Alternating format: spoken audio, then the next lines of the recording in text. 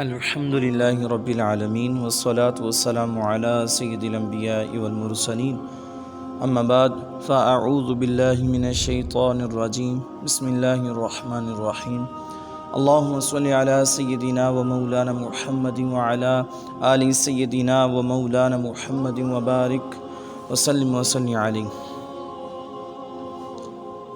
سیرت الانبیاء کے ناظرین، السلام علیکم ورحمۃ اللہ وبرکاتہ۔ انبیاء علیہ السلام کی زندگی کے احوال، آپ کے فضائل و مناقب اور آپ کی جو بھی انبیاء علیہ السلام ان کی امتوں کا جو ذکر ہے، اس سلسلے کو ہم لے کے آگے چلیں گے۔ آج اس کا دوسرا حصہ ہے۔ تو پچھلے حصے میں ہم نے انبیاء علیہ السلام میں سے جو سلسلے میں سے بات کی تھی، وہ رسول اور نبی کے بارے میں بات کی تھی۔ اسی بات کو آگے لے کے چلتے ہیں۔ حضور اکرم صلی اللہ علیہ وآلہ وسلم تخلیق کائنات سے بھی پہلے نبی ہیں۔ یہ عقیدے کی بات میں آپ کے سامنے کر رہا ہوں۔ حضرت ابو ہریرہ رضی اللہ تعالیٰ عنہ روایت پیش کرتے ہیں، مسلمانوں نے کہا، یا رسول اللہ صلی اللہ علیہ وآلہ وسلم، آپ کے لیے نبوت کب واجب ہوئی؟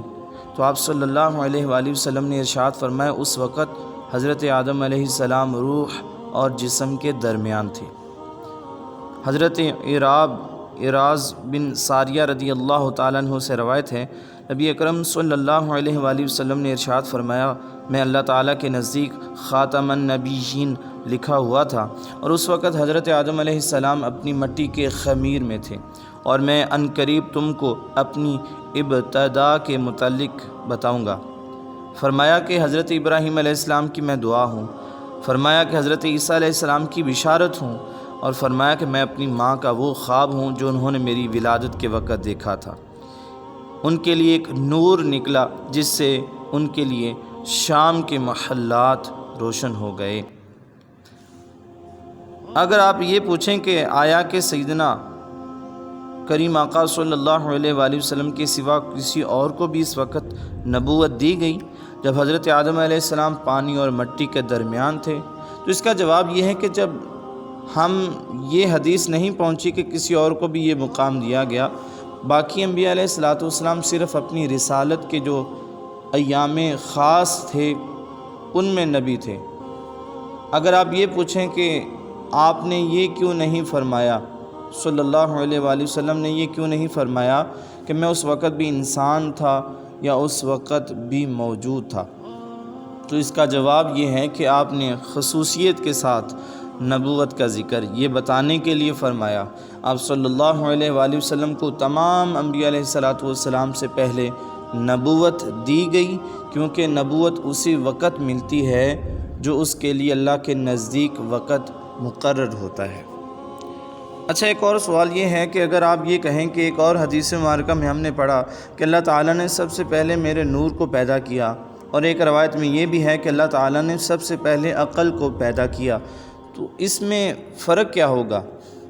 تو اس کا جواب یہ ہے کہ ان دونوں حدیثوں کا معنی ایک ہی ہے، کیونکہ اللہ تعالیٰ نے سب سے پہلے حضور کریم آقا صلی اللہ علیہ وآلہ وسلم کی حقیقت کو پیدا کیا، اور اس حقیقت کو کبھی عقل سے تعبیر فرمایا اور کبھی نور سے تعبیر فرمایا۔ ہمارے پیارے آقا صلی اللہ علیہ وآلہ وسلم کا جو فیض ہے وہ تمام موجودات کے لیے وسیلہ ہے۔ حضرت انبیاء علیہ السلام کے واسطے سے تمام مخلوق پر جو فیضان ہوا ہے، اس کے لیے بھی آپ وسیلہ ہیں، کیونکہ تمام انبیاء علیہ السلام آپ صلی اللہ علیہ وآلہ وسلم کے نور کی شعاعیں ہیں، اور آپ صلی اللہ علیہ وآلہ وسلم کے نور کے عکوس ہیں۔ آپ صلی اللہ علیہ وآلہ وسلم ہی نور الحق ہیں اور نبی المطلق ہیں۔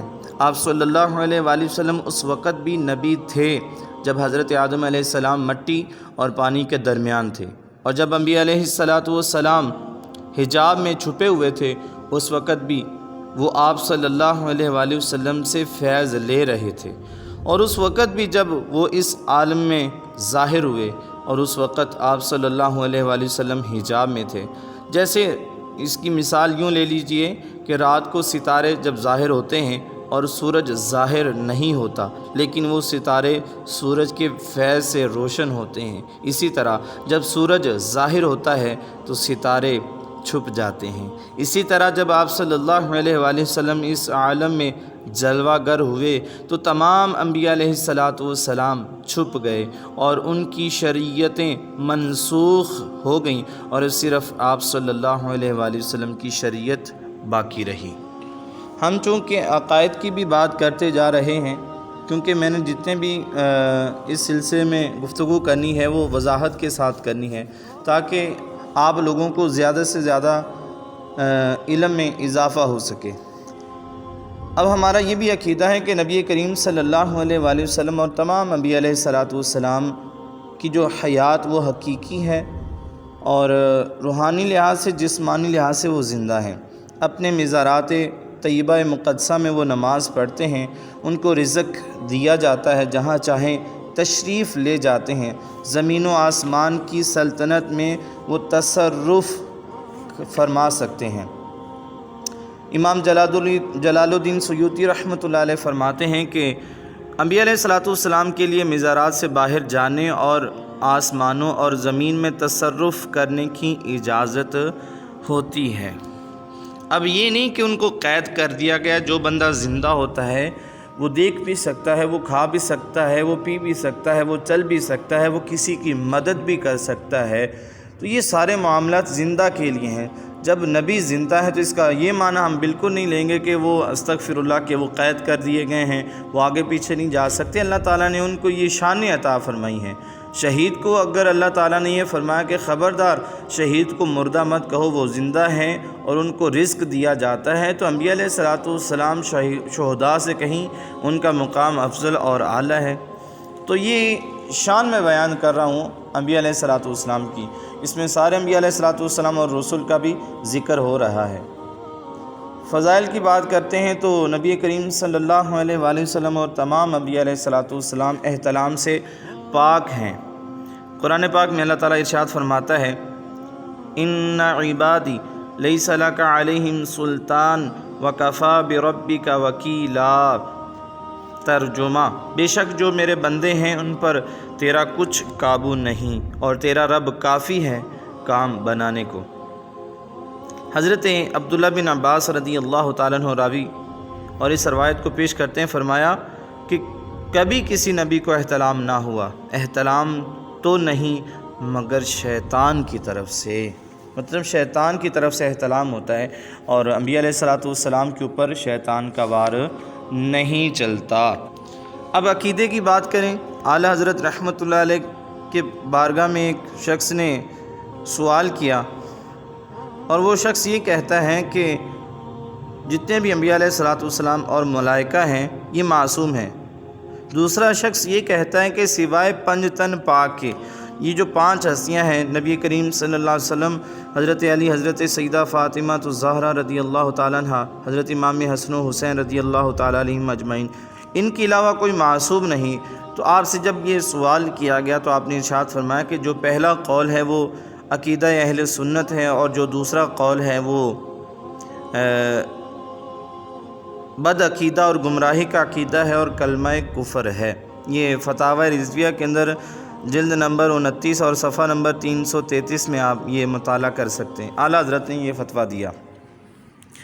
انبیاء علیہ السلام کی یہ شان بھی بیان کی جاتی ہے کہ آپ کی دعائیں قبول کی جاتی ہیں، اللہ تعالیٰ آپ کی دعاؤں کو رد نہیں کرتا۔ اللہ تعالیٰ نے یہ انبیاء علیہ السلام کو شان عطا فرمائی ہے۔ انبیاء علیہ السلام کی حیات بھی قبر میں جسمانی ہے، اور یہ سب سے اعلیٰ اور قوی حیات ہے۔ انبیاء علیہ السلام دنیاوی احکام میں بھی زندہ ہوتے ہیں۔ ان کی وفات کے بعد ان کی وراثت تقسیم نہیں کی جاتی۔ ان کی وفات کے بعد ان کی جو ازواج مطہرات ہیں وہ کسی اور کے نکاح میں جانا جائز نہیں ہے۔ شہید کی جو موت ہوتی شہادت کے بعد، حالانکہ قرآن اس کو کہتا ہے کہ وہ زندہ ہے، مگر اس کی وراثت تقسیم ہوتی ہے اور ان کی بیویاں اور نکاح کر سکتی ہیں۔ جیسے کہ قرآن پاک میں اللہ تعالیٰ نے فرمایا، ترجمہ یہ ہے کہ جب ہم نے سلیمان علیہ السلام پر موت کا حکم نافذ کر دیا تو جنات کو ان کی موت پر سوائے زمین کی دیمک کے کسی نے مطلع نہیں کیا، جو سلیمان علیہ السلام کے عصا کو کھاتی رہی۔ پھر جب سلیمان علیہ السلام زمین پر آ رہے تھے تو جنوں پر یہ حقیقت واضح ہو گئی کہ اگر وہ غیب جانتے ہوتے تو اس ذلت کے عذاب میں نہ پڑے رہتے۔ واقعہ کچھ اس طرح سے کہ حضرت سلیمان علیہ السلام جنوں سے جب مسجد اقصیٰ کی تعمیر کروا رہے تھے، اس وقت اللہ تعالیٰ نے آپ علیہ السلام کو موت کی طرف اشارہ کیا، مطلع کر دیا، تو آپ نے جنوں کو نقشہ بنا کر دیا کہ اس طرح مسجد تعمیر کرنی ہے۔ خود آپ نے اپنے آپ کو ایک شیشے کے مکان میں دروازہ بند کر کے عصا سے ٹیک لگا کر کھڑے ہوئے، عبادت الہی میں مشغول ہو گئے۔ اب چونکہ پتہ تھا کہ میری موت کا وقت قریب ہے، فرشتہ آیا، اس نے روح کو قبض کر لیا۔ آپ رحمۃ اللہ علیہ کا جسم مبارک اس عصائے کے سہارے کھڑا رہا اور کسی کو آپ علیہ السلام کی وفات کا احساس نہ ہو سکا۔ وفات کی مدت دراز تک جن پر دستور تعمیر کرتے رہے۔ جب تعمیر پوری ہو چکی تو وہ عصا دیمک کے گن لگنے کی وجہ سے گر پڑا۔ تب سب کو آپ علیہ السلام کی وفات کا حال معلوم ہوا، اور یہ بھی واضح ہو گیا کہ جنوں کو علم غیب نہیں ہوتا۔ اگر ان کو علم غیب ہوتا تو وہ شروع سے پہچان لیتے۔ اس سے یہ بھی معلوم ہوا کہ انبیاء علیہ السلام پر موت طاری ہونے کے بعد ان کا جسم صحیح سلامت رہتا ہے۔ گناہگار جو لوگ ہوتے ہیں یا عام انسان ہوتے ہیں، ان کا جو جسم ہوتا ہے وہ پھولنے لگتا ہے، پھٹنے لگتا ہے، گلنے سڑنے لگ جاتا ہے، مگر انبیاء علیہ السلام کے جو اجسام ہے وہ عام انسان کی طرح نہیں ہے، ان کے جسم میں کوئی فرق نہیں آتا۔ تو یہ ایک حقیقت ہے جو ظاہراً لوگوں پر عیاں کی گئی۔ عصا میں جب گن لگ گیا اور آپ زمین پر تشریف لے آئے تو آپ کا جسم اطہر بھی زمین پر تشریف لے آیا۔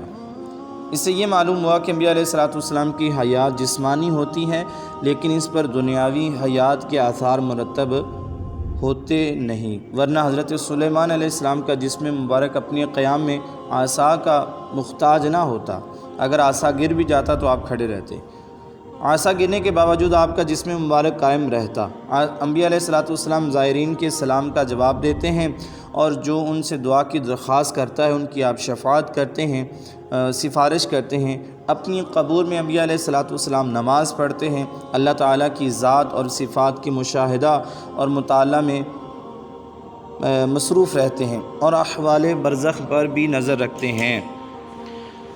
حضرت ابن عباس رضی اللہ تعالی عنہ سے روایت ہے کہ رسول اللہ صلی اللہ علیہ وآلہ وسلم وادی ارزق میں گزرے۔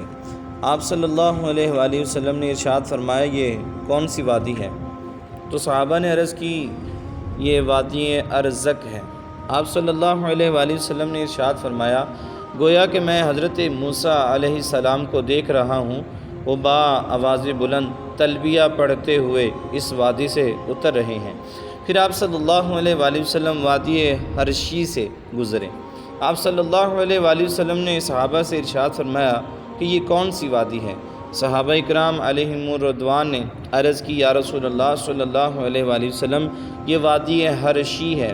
تو آپ صلی اللہ علیہ وآلہ وسلم نے ارشاد فرمایا، گویا کہ میں حضرت یونس بن متی علیہ السلام کی طرف دیکھ رہا ہوں، وہ ایک سرخ رنگ کی موٹی اونٹنی پر سوار ہیں جس کی مہار کھجور کے چھال کی ہے۔ انہوں نے ایک اونی جبہ پہنا ہوا ہے اور وہ لبیک اللہم لبیک کہتے ہوئے اس وادی سے گزر رہے ہیں۔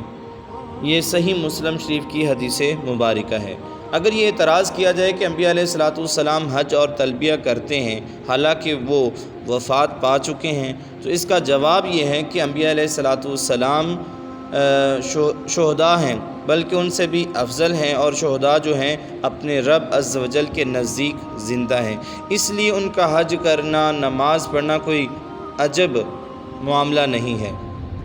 شیخ عثمانی رحمۃ اللہ علیہ لکھتے ہیں کہ انبیاء علیہ السلام زندہ ہیں، ان کے لیے ان کے حج کرنے سے کوئی چیز مانع نہیں ہے۔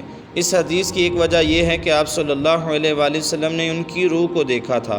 آپ صلی اللہ علیہ وآلہ وسلم کے لیے ان کے روحوں کو اس طرح متماثل کر دیا گیا جس طرح شب معراج انبیاء علیہ السلام کی ارواح جو تھی بیت المقدس میں اپنی اپنی قبور سے تشریف لائی تھیں۔ ایک روایت میں یہ بھی آتا ہے کہ حضرت انس رضی اللہ تعالیٰ عنہ سے روایت ہے کہ رسول اللہ صلی اللہ علیہ وآلہ وسلم نے ارشاد فرمایا کہ میں حضرت موسیٰ علیہ السلام کے پاس سے گزرا، اس وقت وہ اپنی قبر میں نماز ادا فرما رہے تھے۔ فضیلت کی اگر بات کرتے ہیں تو انبیاء علیہ السلام کی جو وارث ہیں وہ علماء ہیں۔ آپ صلی اللہ علیہ وآلہ وسلم نے فرمایا بے شک علماء انبیاء علیہ السلام کے وارث ہیں۔ اللہ تعالیٰ پر نبی کا بھیجنا واجب نہیں۔ عقیدے کی بات یہ ہے کہ اس نے اپنے فضل و کرم سے لوگوں کو ہدایت کے لیے انبیاء علیہ السلام بھیجے۔ یہ بھی عقیدہ ہمارا ہونا چاہیے کہ وحی نبوت انبیاء علیہ السلام کے لیے خاص ہے۔ جو اس کو کسی غیر نبی کے لیے مانے کہ کسی اور شخص کو بھی وحی آ سکتی ہے تو ایسا عقیدہ رکھنے والا کافر ہے۔ نبی کو خواب میں جو چیز بتائی جائے وہ بھی وحی ہے، اس کے جھوٹ کا کوئی بھی احتمال نہیں۔ جو شخص نبی سے نبوت کا زوال جائز جانے وہ شخص کافر ہوگا۔ اگر کسی کا یہ عقیدہ ہو کہ کوئی ایسا نبی ہے جس کی اگر کسی وجہ سے اس کی نبوت سلب کی جا سکتی ہے تو ایسا عقیدہ رکھنا یہ کفر ہے۔ انبیاء علیہ السلام تمام گناہوں سے پاک ہیں اور نبی معصوم ہوتے ہیں، ان سے کسی قسم کا کوئی گناہ سرزد نہیں ہو سکتا۔